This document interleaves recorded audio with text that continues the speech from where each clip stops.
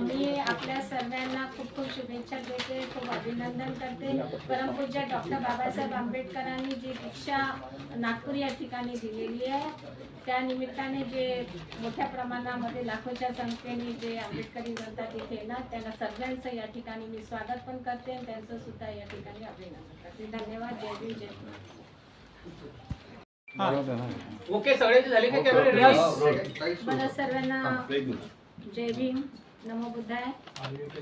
आणि धम्मचक्र प्रवर्तन दिनाच्या निमित्ताने आज या पत्रपरिषदेला उपस्थित झालेले सर्व पत्रकार बांधवांचं व डिजिटल सोशल मीडियामध्ये कार्यरत असलेले माझे सर्व बांधवांचं मी या ठिकाणी स्वागत करते.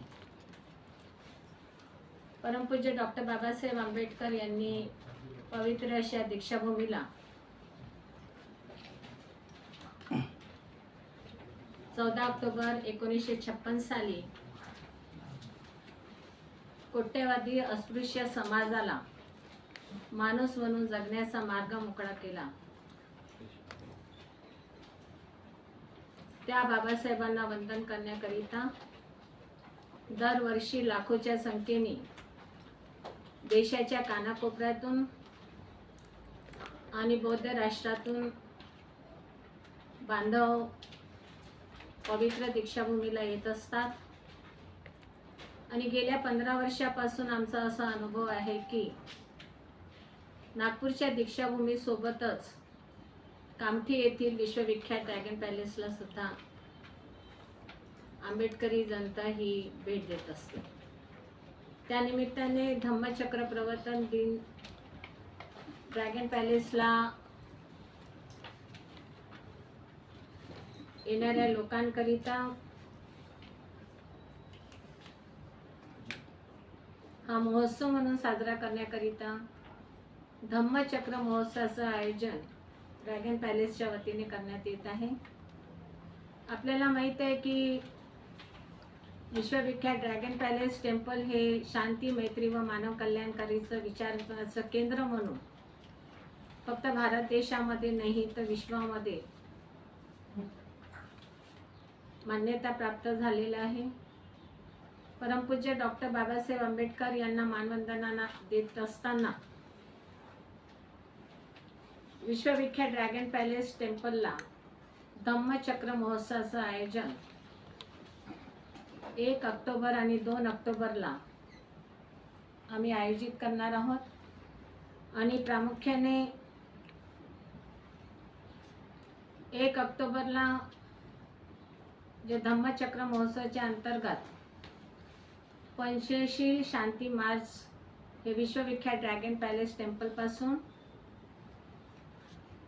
तर डॉक्टर बाबासाहेब आंबेडकर सांस्कृतिक केंद्र जे आहे ड्रॅगन पॅलेस परिसरात तिथपर्यंत हा मार्ग जाणार आहे. 69वा वर्ष असल्यामुळे 69 मीटरचा हा पंचशील ध्वज या शांती मार्चमध्ये राहणार आहे. आणि यामध्ये मोठ्या संख्येने धम्मसेवक, धम्मसेविका, विद्यार्थी आणि आंबेडकरी अनुयायी हे त्या धम्मध्वजासह पंचशील मार्चमध्ये सहभागी होणार आहे. त्याचप्रमाणे 1 तारखेला परमपूज्य डॉक्टर बाबासाहेबांच्या जीवनाचा परिचय लोकांना व्हावा त्या दृष्टिकोनातून एक डॉक्टर बाबासाहेब आंबेडकर महामानव जीवन प्रवास मल्टीमीडिया प्रदर्शनीचं आयोजन आम्ही केलेलं आहे. त्याचं उद्घाटन महाराष्ट्र राज्याचे महसूल मंत्री माननीय चंद्रशेखर बावनकुळे साहेब यांच्या शुभ हस्ते व आपल्याला कल्पना आहे भारत सरकारचं हे सेंट्रल ब्युरो आहे, त्याचे जे प्रमुख अधिकारी आहेत त्यांच्या प्रमुख उपस्थितीमध्ये या प्रदर्शनीचं उद्घाटन होणार आहे. त्यासोबतच 2 तारखेला जो प्रमुख धम्मचक्र दिन आहे, धम्मचक्र दिनानिमित्त सकाळला 10 वाजता विश्वविख्यात ड्रॅगन पॅलेस टेम्पल येथे पूजनीय भिक्षू संघाच्या उपस्थितीमध्ये विशेष बुद्ध वंदना संपन्न होईल. या विशेष बुद्ध वंदनेमध्ये मोठ्या संख्येने भिक्षू संघ सहित कमीत कमी 500 विहारातील धम्मसेवक व धम्मसेविका या विशेष बुद्ध वंदनेमध्ये सहभागी होणार आहे. 2 तारखेलाच आम्ही एक नवीन प्रकल्प करतोय. आपल्याला माहिती आहे की 75वा संविधान वर्ष साजरा करण्यात आलेला आहे. त्या निमित्ताने आमचा हा प्रयत्न आहे की जगातील सर्वात मोठं संविधान पुस्तिका आम्ही ड्रॅगन पॅलेस परिसरात उभारणार आहोत. आणि त्याचं जे संकल्प आहे म्हणजे ते कसं राहणार आहे त्याचं जे आम्ही चित्रीकरण दाखवणार आहोत आणि ते आम्ही 26 नोव्हेंबरला किंवा 14 एप्रिलला त्या पुस्तकाचं लोकार्पण आम्ही करणार. त्या संकल्प जो आमचा आहे संविधान पुस्तिकाचं कदाचित त्याला जगातील सर्वात मोठं राहील आणि गिनीज बुकमध्ये सुद्धा ते रेकॉर्ड झालं पाहिजे असा आमचा प्रयत्न आहे. त्या संकल्प चित्रीकरणाचं सांकेतिक उद्घाटन माननीय मुख्यमंत्री देवेंद्र फडणवीस यांच्या शुभ हस्ते व माननीय नितीन गडकरी साहेब केंद्रीय मंत्री यांच्या प्रमुख उपस्थितीत आणि रामदास आठवले साहेब सामाजिक राज्यमंत्री केंद्राची जे आहेत त्यांच्या प्रमुख उपस्थितीत या संविधान पुस्तकाचं चित्रीकरणाचं शुभारंभ आम्ही त्या ठिकाणी करणार आहोत. खरं म्हटलं की धम्मचक्र प्रवर्तन दिनाच्या या संपूर्ण महोत्सवामध्ये मोठ्या प्रमाणामध्ये बाबासाहेबांवर भगवान बुद्धावर अनेक ग्रंथ लिहिले गेले आहेत, अनेक गाणे लिहिलेले आहेत, अनेक प्रबोधनात्मक कलाकार तयार झालेले आहेत. त्या सर्वांना एक व्यासपीठ आम्ही उपलब्ध करून देऊ आणि धम्मचक्र महोत्सवाच्या 1 आणि 2 तारखेमध्ये सायंकाळला 6 ते 10 या सर्व कलाकारांना, ते स्थानिकी असतील, नागपूरचे असतील, मुंबईचे असतील, बाहेरचे असतील, आम्ही एक व्यासपीठच त्यांना दिलेलं आहे. ज्या व्यासपीठाच्या माध्यमातून या कलाकारांना सादरीकरणाची संधी सुद्धा ड्रॅगन पॅलेसला आम्ही उपलब्ध करून देणार. हा संपूर्ण कार्यक्रम करत असताना आपल्याला माहीत आहे की लाखोच्या संख्येने येणारे जे आंबेडकरी अनुयायी आहेत त्यांच्याकरिता दीक्षाभूमी आणि ड्रॅगन पॅलेसला दरवर्षी मोठ्या प्रमाणात शासन पुढे येऊन तयारी करत असते. मागच्या 15 दिवसापूर्वी आपले नागपूरचे जे पोलीस आयुक्त आहेत त्यांच्या अध्यक्षतेखाली एक बैठक झाली. त्यांनी आढावा घेतला.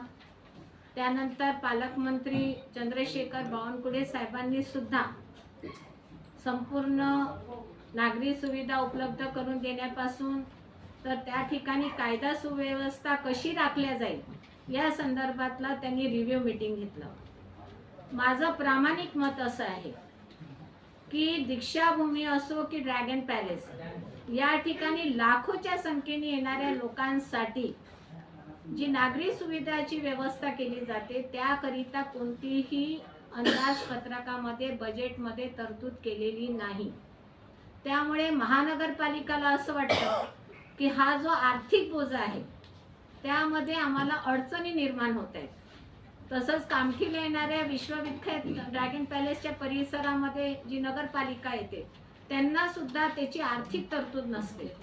त्यामुळे मी पालकमंत्री महोदयांना, मुख्यमंत्री महोदयांना विनंती करते आपल्या माध्यमातून की ज्या पद्धतीने आपण इतर तीर्थक्षेत्रामध्ये लाखोच्या संख्येने येणाऱ्या लोकांकरिता निवासी व्यवस्था, मोबाईल टॉयलेट्स, पिण्याच्या पाण्याची व्यवस्था, त्यांची निवासी व्यवस्था जी करता त्याकरिता बजेटमध्ये, DPDC मध्ये, जिल्हा नियोजनमध्ये त्यांनी एक तरतूद केली पाहिजे.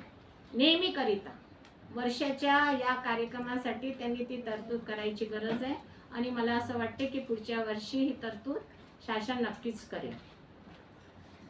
बरेचदा असं होतं की धम्मचक्र प्रवर्तन दिनानिमित्त येणाऱ्या लोकांना काही लोक ट्रेनने येतात, काही लोक बसेसने येतात. पण आमचा अनुभव असा आहे की बरेच आता 4-5 वर्षापासून लोक 4 व्हीलरनी पण यायला लागले, स्वतःच्या खाजगी वाहनातून पण यायला लागले. त्या लोकांसाठी कामठीच्या ड्रॅगन पॅलेस परिसरामध्ये 40 एकर जागा तर आहेच आमच्याकडे, पण त्या परिसराच्या व्यतिरिक्त बसेस करिता वेगळी पार्किंग व्यवस्था, सिटी बसेस करिता सुद्धा आम्ही व्यवस्था केलेली आहे आणि 2 व्हीलर आणि 4 व्हीलरसाठी स्वतंत्र अशी व्यवस्था आम्ही केलेली आहे. ओगावा सोसायटीच्या वतीने मोठ्या प्रमाणात तयारी सुरू असताना तिथले स्थानिक नगर परिषद सुद्धा पुढे आलेली आहे. त्यांनी सुद्धा त्या ठिकाणी मोठ्या प्रमाणामध्ये आम्हाला मोबाईल टॉयलेट्स, पोर्टेबल टॉयलेट्स, पिण्याच्या पाण्याची सोय, निवासी व्यवस्था करण्यासाठी आम्हाला यावर्षी खूप सहकार्य केलेलं आहे. त्याबद्दल मी सुद्धा आपल्या माध्यमातून त्यांना धन्यवाद देऊ इच्छिते. कायदा आणि सुव्यवस्था राखण्याच्या दृष्टिकोनातून सातत्याने बैठका सुरू आहेत. ड्रॅगन पॅलेसला दररोजच अधिकारी लोक येऊन माझी भेट घेतात आणि तिथलं सातत्याने ते पाठपुरावा घेत आहेत की काय आपल्याला करता येईल. तर मला असं वाटते की आजच्या तारखेला तरी ड्रॅगन पॅलेस हे सज्ज झालेलं आहे, म्हणजे पूर्णपणे आमची तयारी झालेली आहे. येणाऱ्या भाविकांना, येणाऱ्या आंबेडकरी जनतेला कोणत्याही प्रकारचा त्रास होणार नाही याची तयारी आमची झालेली आहे. शासनासोबत आम्ही ही तयारी केलेली आहे आणि निश्चितच देशाच्या कानाकोपऱ्यातून येणाऱ्या लोकांचं आम्ही त्या ठिकाणी स्वागत करतोय. मला असं वाटते की ओगावा सोसायटीच्या वतीने ड्रॅगन पॅलेसच्या परिसरामध्ये येणाऱ्या दीक्षाभूमी आणि ड्रॅगन पॅलेसला फक्त धम्मचक्र प्रवर्तन दिनानिमित्त लोक येत नसतात, तर वर्षभर लोक येतात आणि वर्षभर येणाऱ्या लोकांसाठी कोणतीही निवासी व्यवस्था दीक्षाभूमीमध्ये पण होऊ शकत नाही, कारण त्यांच्याकडे जागा नाही. पण माझ्याकडे जागा उपलब्ध असल्यामुळे 400 लोक राहतील अशी स्थायी स्वरूपाची निवासी व्यवस्था या वर्षभरात आम्ही पूर्ण करू, जेणेकरून वर्षभर येणाऱ्या लोकांना सुद्धा संपूर्ण व्यवस्था त्या ठिकाणी उपलब्ध राहील. हे आम्ही लोक जे करणार आहोत ते बाबासाहेबांच्या या आंबेडकरी जनतेच्या सेवा म्हणून. जसं आपल्याला माहित आहे की परमपूज्य डॉक्टर बाबासाहेब आंबेडकरांनी तथागत गौतम बुद्धाचा धम्म दिला आणि त्या धम्माचा जो व्यावहारिक मार्ग आहे तो आम्ही ड्रॅगन पॅलेस परिसरामध्ये ड्रॅगन पॅलेस विपश्यना मेडिटेशन सेंटरच्या माध्यमातून पूर्ण करतोय.